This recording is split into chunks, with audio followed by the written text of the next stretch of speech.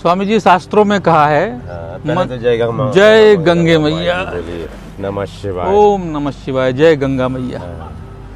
शास्त्रों में कहा है मन यो मनुष्याणाम कारणम बंध मोक्ष है। तो मन ही बंधन का और मन ही मोक्ष का कारण है। तो मन क्या है और मन का बंधन क्या है और उसका मोक्ष क्या है? देखिए, खाली बंधन मुक्ति नहीं, माया ही मन को बोला गया है जी है? हाँ, तो हम मन से तो बंधे हैं, वास्तव में हम ईश्वर हैं, लेकिन मन से हम बन गए हैं? तो अपने आप को कुछ मानने लगे। अब माता पिता ने जाति पाति रख दी, फिर नाम रख दिया, ये रख दिया, वो रख दिया, ऐसे करके हम ट्रेन के डब्बों जैसे लगते गए, जुड़ते गए मन से। जी वास्तव में है तो हम ब्रह्म, लेकिन मन से जुड़ने के कारण हम बंधन में आ गए। हाँ, तो ये परंपरा चली आई। अब मुक्त होना है तो फिर मन से ही छूटना पड़ेगा।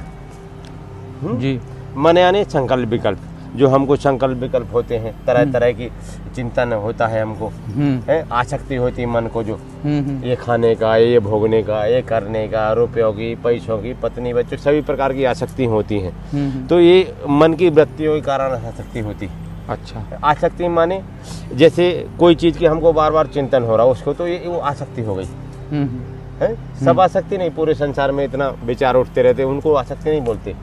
किसी परिस्थिति को मन बार बार चिंतन करे, उसको पाने के लिए बार बार बोले कि हमको वही चाहिए है, उसको आसक्ति बोलते। तो ये आसक्तियों के कारण फिर वो बंधन हो जाता।